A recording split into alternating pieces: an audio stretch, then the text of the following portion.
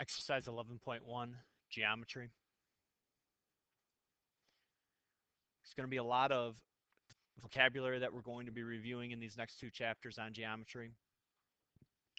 First vocabulary word is line segment. Line segment AB can be written in symbols as AB with a straight line over the top of it.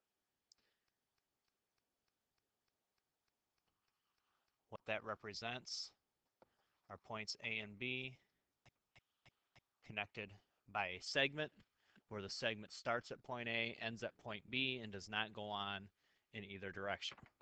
So it has a beginning point and an end point. Ray CD. Ray is slightly different. Notice that it's CD, but now we have a segment over the top with an arrow only in one direction. So we have point C. We have point D. Point C is our starting point, and a ray goes on forever in one direction, in this case through point D.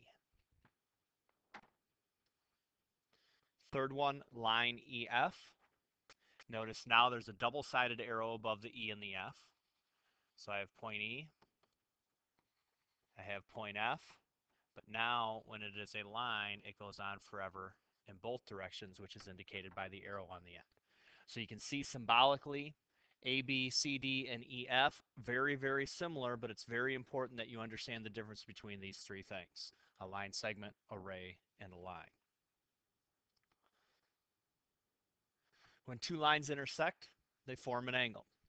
The point of intersection is called the vertex. So here we have a picture of an angle. The angle would be this measure right in here. The vertex is the point of intersection. So right there would be the vertex of the angle.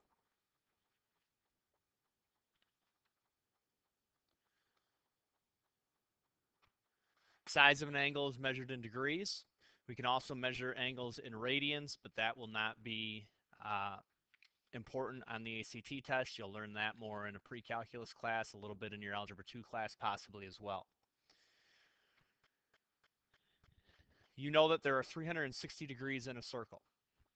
If we can keep that in mind, we can use the coordinate plane to help us estimate the size of angles without actually having to measure them. On an ACT test, you are not ever going to have to actually measure the size of an angle, but you will have to have some idea of about what a 50-degree angle looks like, or a 130-degree angle, and so on. If an angle is between 0 and 90, so in other words, if I take this angle right here, which is at 0, and I rotate it up here, this now is a right angle. Any angle in here that I rotate between 0 and 90, so all of these angles in here are all less than 90, and those are called acute angles.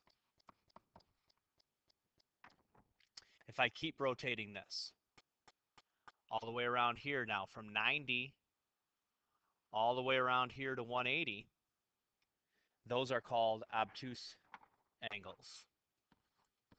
So any angle between 90 and 180 is obtuse.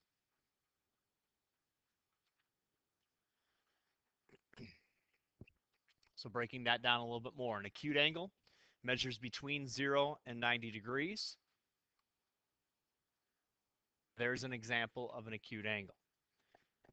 You know a right angle has to form, obviously, a right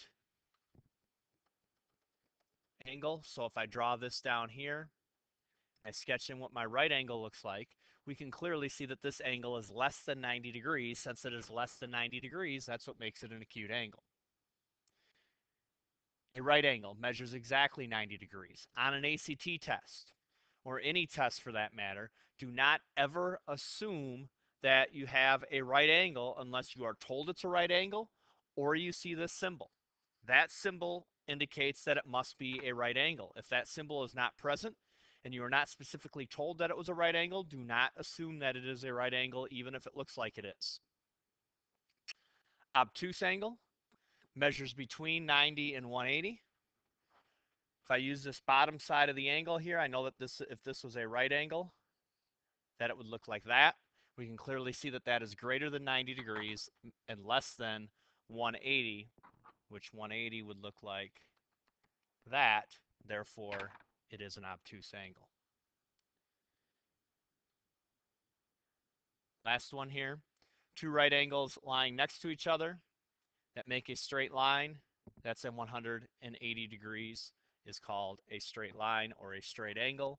Again, biggest thing is that you need to know here is that if two angles make up a straight line, they always add up to 180 degrees.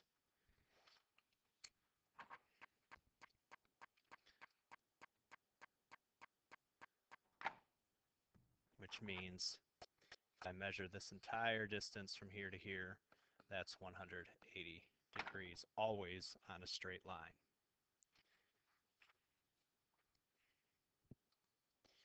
When two lines intersect, the opposite, which is called vertical angles, are congruent. Congruent just means equal.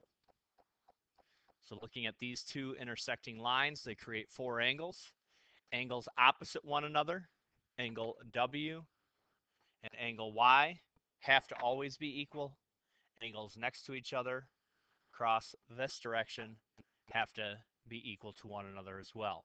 Remember too that any of these two angles, W plus Z, Z plus Y, Y plus X, or X plus W, lie in a straight line, so the sum of any of those two pair of angles is going to be 180 as well as we go around.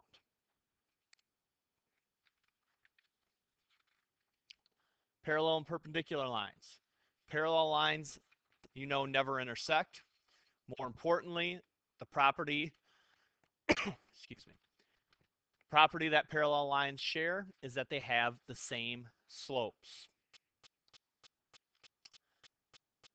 So if I look at these two lines appear to be parallel to one another, line A and line B.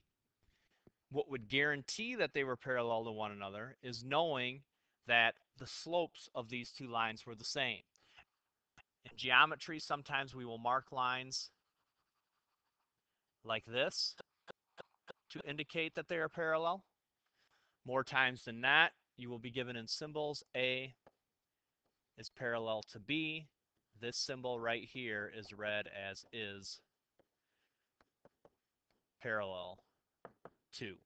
It's just two line segments written parallel to one another. Perpendicular lines. Perpendicular lines intersect to form four right angles. And algebraically, we know that the lines are perpendicular if they have opposite reciprocal slopes. So looking at these two lines here, let's call it, for the coordinate plane, let's call it X and Y. We can see that X and Y are perpendicular. One way we would know that is that all four of these angles are right angles. A second way we could be given is X is perpendicular to Y. That's the symbol for is perpendicular to. Looks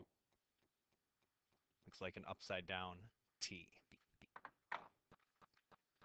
Finally, the last thing, parallel lines and transversals. A line intersecting two parallel lines is called a transversal. Transversals are important because they create a bunch of equal angles. If we first look at this line here, transversal line is this one here because these two lines, let's call them A and B, are parallel to one another. Notice that the 8 angles that are created here, 4 of them are equal and another group of 4 are equal. So in this picture, all angles labeled with an X are equal to one another. Well, we should know that these top 2 angles here are equal because they are vertical angles. This angle is equal to this angle because they're vertical, but all of these X's have the same measure. All of the angles labeled Y have the same measure. This angle is equal to that angle by vertical angles. This angle is equal to that angle by vertical angles, and more than that, all 4 of those angles are equivalent. Also, any X plus any Y in that picture has to equal 180. That should make sense. Up here at the top, this X plus this Y form a straight line, and so on as we look at any X and any Y they must add up to 180. So anytime you have a transversal intersecting parallel lines, there are only two different angle measures that are created. So look for the angles that look like they are the same, and they have to be the same because there are only two measures throughout all 8 angles.